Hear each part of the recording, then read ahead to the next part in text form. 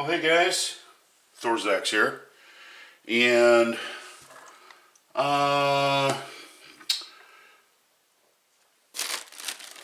these are the powder-coated bullets that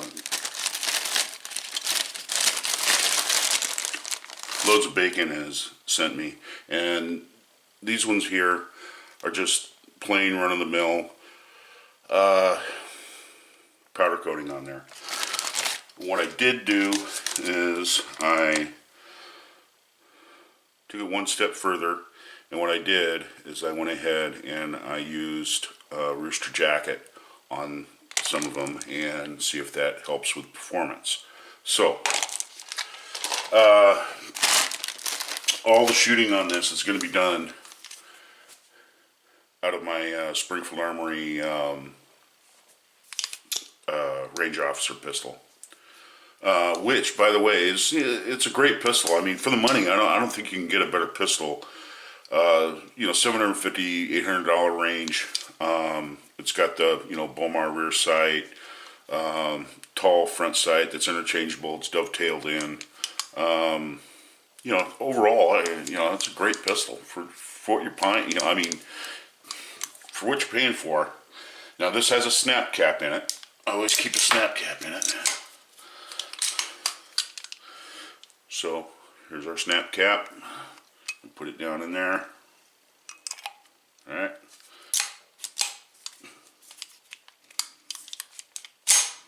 Alright. But the trigger on it is really good right from the factory.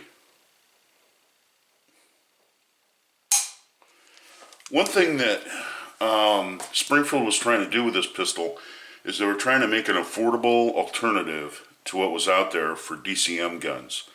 Now, the DCM or the CMP has changed the rules on some of the pistols configuration. Like you can have a beaver tail grip safety. There's a few other things that you can do to your pistol to enhance the performance. But to tell you the truth, guys, beaver tail grip safety is not going to make you shoot any better. I mean, you got to get the basics of marksmanship down before you start doing all these modifications to your pistol. I mean, once you get that down and you're able to hold like the 10 ring with a standard, 1911, doing all these fixed up things to your pistol is not going to do that much until you get your accuracy down with the 1911. So, that's what you should be working on, is just shooting your 1911 stock out of the box and just trying to get good with it. All the enhancements in the world is not going to do any good until you get your accuracy down in the way of your marksmanship skills. Anyway, the trigger breaks at 4.5 pounds. It's a great pistol. It's what I bought it for, really. Okay, without having a history lesson, the DCM was created by the federal government in order to promote rifle practice, and this was done shortly after the atomic bomb thing.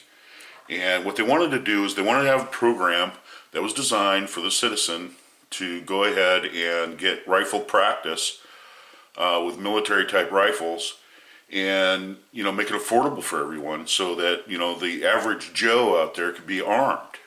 Yes, we did have a government program designed for that, and I thought that was excellent. That's excellent. I think we should still support that. But what they've done now, this was during I think in the Clinton era, is they went to the DCM and they changed it. They changed it to the CMP, which is the Civilian Marksmanship Program. Now, programs can be canceled. Congress has to vote on whether or not to support that program anymore. And what they did is they wanted to take the DCM and turn it into a profit organization, and they changed that from federal to private contractor. And ever since that time, the only thing that has happened is that the prices on all the guns and all the rest of that stuff has went up. And a lot of people have complained that the quality of rifles that they get from this, the CMP has went down. So, anyway, excuse me. The CMP is going to go ahead and they're going to offer GI 1911s. So you've been reading all about that, right?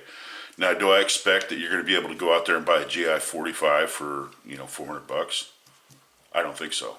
I think these are going to be sold like collector's items, and they're going to try to get as much money as they can, according to the brand and the condition of the gun. And, like I said, it's profit. That's all they care about in the CMP now, because it's a private company that does it. So, when I bought my first M1 Garand, it was $165, and they sent it right to my door. The next M1 Garand that I bought was $320. They sent it right to my door. And now you got to go through this big hoop jump, to get one. And when you do get one that's worth anything, you're spending big bucks on an M1 anymore. So it's one of those things. The price just skyrocketed. So anyway, what we're going to be doing is we're going to be loading these in some standard brass that I've had, for years. It's all good brass. I don't expect any malfunctions because of the brass. And we're going to be loading this with, you guessed it, Bullseye.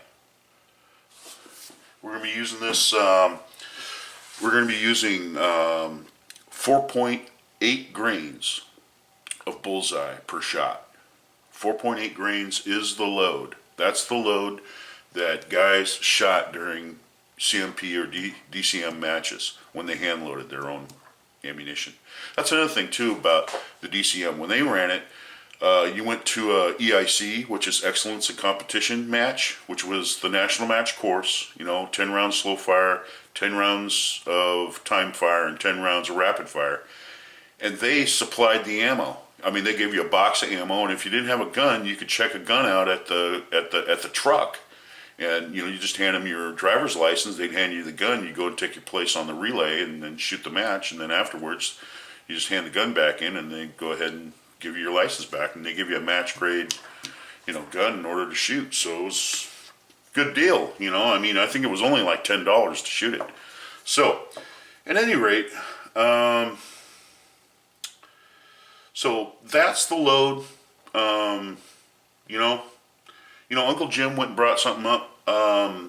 Montana Gold used to be the kind of the low price standard for accurate bullets for full metal jacket rounds that you'd use in DCM, and the rules changed on that where you could use lead cast bullets. And so a lot of guys started loading lead cast bullets to get the practice in they needed, and they could actually shoot the match with the bullets that they practiced with, and it was just a cost savings. So anyway, I got the Dillon already set up. All I got to do is adjust my powder measure and adjust my bullet depth, and we'll be loading that with 3.8 grains. Not 3.8 grains. 4.8 grains of Bullseye, and we are going to be using large pistol standard primers, Winchester. Now I have an abundance of these. So, and I found out, for just overall shooting, these work fine. Pistol, So anyway, that's pretty much it. I'll get these loaded up. We'll go ahead and we'll have a range test afterwards.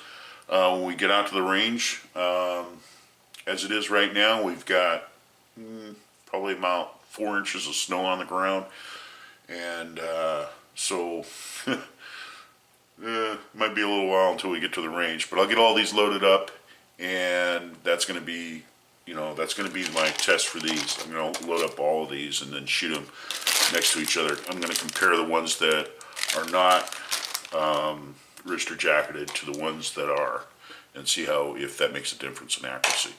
So anyway, that's my video, and until next time, we'll catch you later.